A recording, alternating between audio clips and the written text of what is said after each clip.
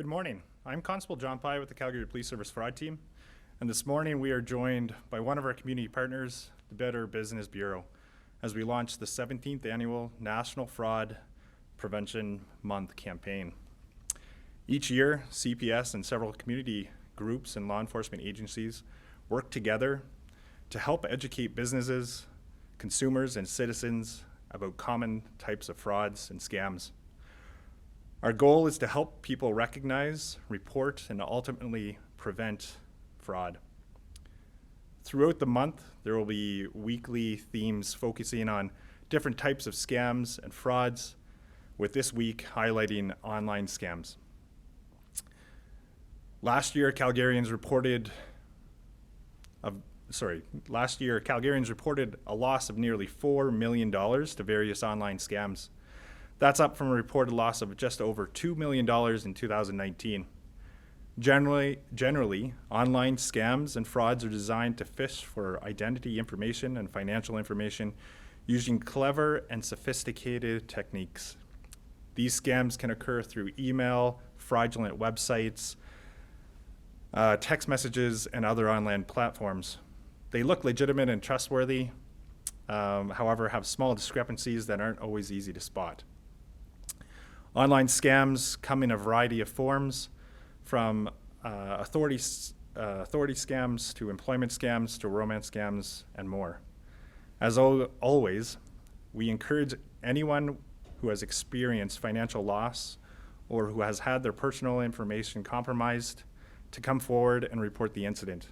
Depending on the nature of the fraud, citizens can report to their local police agency, the Better Business Bureau, their financial institution, and the Canadian Anti-Fraud Centre, as well as various other agencies. The Calgary Police Service would like to thank all of our Fraud Prevention Month partners across the province and country for their continuous work in fighting fraud. I will now invite Mary O'Sullivan Anderson from the Better Business Bureau to share a few words.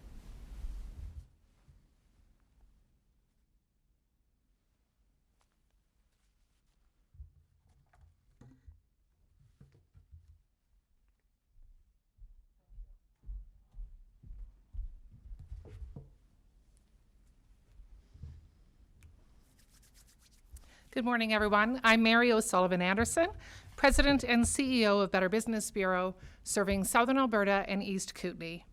It is a pleasure to be here this morning with Constable John Pye in partnership with the Calgary Police Service and the rest of our partners during Fraud Prevention Month. Every year, BBB highlights that March is Fraud Prevention Month, and the need continues to be great, with consumers losing money, time, and peace of mind due to scams. Canadians are online for work and leisure more than ever, and this has resulted in scammers turning their attention to the digital realm like never before.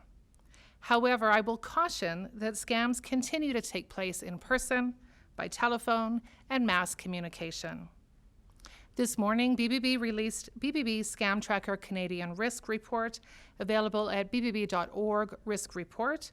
That's bbb.org/risk report. This data is collected and analyzed by BBB Institute for the Marketplace Trust. In the report are included the most prevalent scams of 2020. The number one scam in Canada in 2020 was advance fee loans. This is where a fake lender asks you to pay for upfront fees to cover the administrative costs of a loan. These are scams and should be reported to BBB and the police. Next are fraudulent scam offers of goods and services made by online scam artists such as puppy scams. This is followed by home improvement scams, cryptocurrency, and employment scams. Although there is a seemingly endless variation of scams, what all of these fraudsters share is a motivation to steal your money and your personal information. The Better Business Bureau urges consumers to avoid scams by becoming knowledgeable about fraudulent practices. One of the best places to learn about the most recent scams and common scams is bbb.org, where you will find Scam Tracker. Scam Tracker is an easy-to-navigate online tool that relies on nearly 1.4 million consumers reporting scams and suspected scams. We know that consumers take scams seriously, and we want to help others from being victimized. That's why they use Scam Tracker. We also know that people are lonely and are stressed, and they become more susceptible to scams. This highlights why we need to maintain close contact with those that we loved through telephone, visiting when it's safe to do so, and virtually. Stay in close contact with seniors and those in your life, those that you care about. To avoid scams, be skeptical. Learn to ask about scams. Ask questions and rely on trusted sources of information. If something sounds too good to be true, it likely is. As of this morning, there is information sheet titled 10 Tips for Avoiding a Scam, published by BBB, available online at bbb.org avoid scams. That's bbb.org/avoid scams. Again, I'd like to thank all of the media present for attending this press conference today, the Calgary Police Service for all that they do to prevent scams from happening in our community, and to all of our partners, including or involved in this month's Fraud Prevention Month. By sharing information, by speaking about these scams, we become more informed about all scams, and we are all here to protect the community, and most importantly, all of our vulnerable citizens from these reprehensible and illegal scams. Thank you. Thank you, Mary. So we'll now open up the Q&A portion. So any members of the media present, if you can please use the chat function and just type the word question, and I can call on you to ask your question and any follow-up questions that you may have.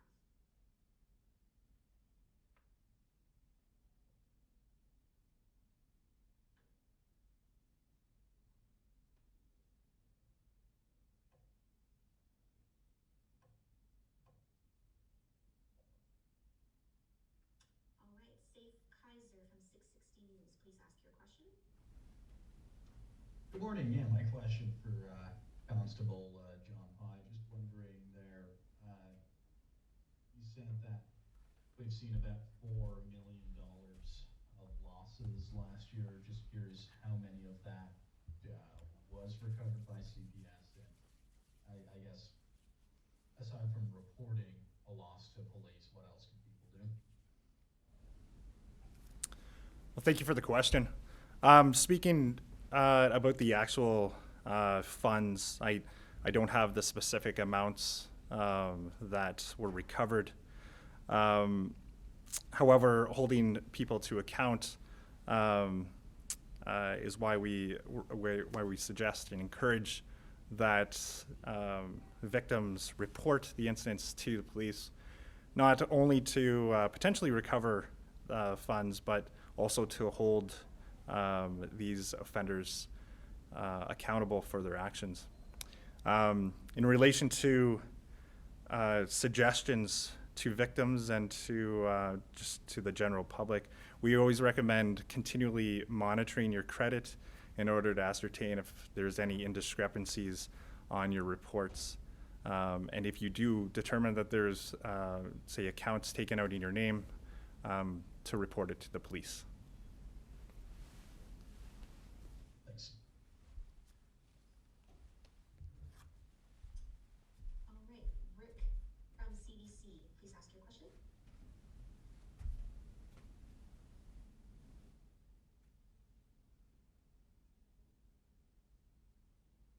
My apologies. This is for Constable Pye, but Mary can offer in as well. You mentioned briefly in your comments about the impact of COVID on the amount of frauds that were being reported. How has COVID and people being restricted to many of their homes impacted the way fraudsters are going about their scams? Thank you again for your question. Generally speaking, I would suggest that as citizens find themselves at home based on the ongoing pandemic, offenders are targeting this situation, specifically the using online platforms in order to perpetuate their frauds.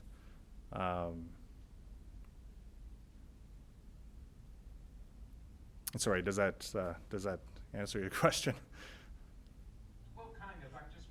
are they changing some of their tactics or techniques? Are they targeting different online users? Right. Sorry. So, anecdotally speaking, I've noticed an increase in online frauds since a year ago today, specifically targeting not. Specifically targeting people through online platforms. I would say the opportunity for offenders to use online platforms has obviously increased.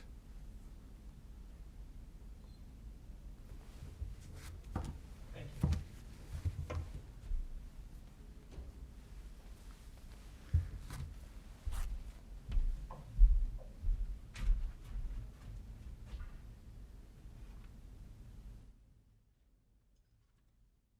Did anybody else have any other questions besides 660 and CBC?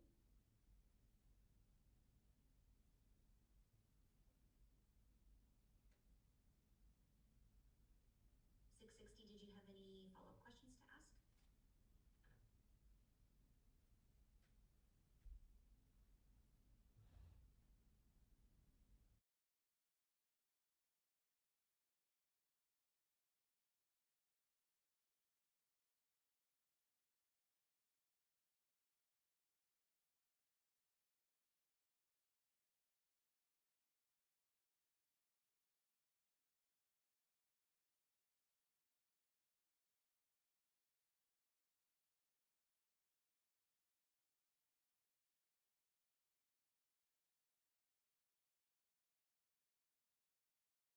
Just reporting it to police. Is there anything else someone can do? Should they leave negative reviews, stuff like that? Make sure other people look at cop out city scams as well. Excellent. Yeah, thank you very much for the question. What we're seeing, or what the data suggests anyway, online scams, of our top 10 scams, online scams represents a third of the total scams. And so we are definitely seeing the data suggests an increase in scams. We are seeing an increase in men falling victim to scam, and the susceptibility increases on that. As for specific COVID scams, I think just overall the opportunity is there with more people spending time online, and having everything coming at them at a rapid speed all the time. So definitely we see an increase in the uptick in online scams. And then in terms of what can you do about it, make sure that you're reporting it. What we know is that the more that we are silent about scams, the less that we can work together to prevent it. So, make sure that if you're seeing something that might be a scam, report it, research it. We always say if it has to be now, it has to be no. So take opportunity to just pause, have a conversation, do your research. And if you do fall victim to scam, know that you are not alone. There is nothing to be ashamed at all. Just, let people know about your experience so that the Calgary Police and others can take appropriate action on that. Does that answer your question? It does. Thank you. Wonderful. Thank you.